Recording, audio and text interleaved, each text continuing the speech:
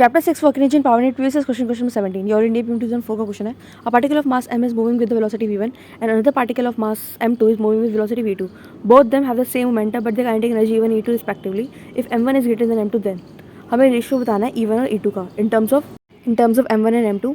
सबसे पहले हम क्या देखेंगे, मास m1 जो वेलोसिटी v1 से मूव कर रहा है और मास m2 जो वेलोसिटी v2 से मूव कर रहा है. तो हमें सबसे पहले क्या है, कंजर्वेशन ऑफ मोमेंटम अगर हम यूज़ करें m1 v1 equals to m2 v2, तो यहाँ से m1 और m2 का रेशियो आ जाएगा v2 अपॉन v1.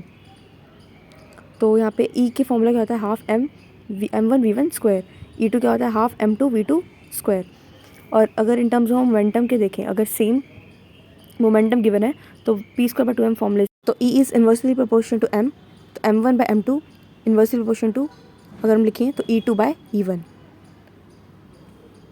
क्वेश्चन में क्या गिवन था, m1 is greater than m2, तो क्या होगा इसमें E2 is greater than E1. Option 4 is correct.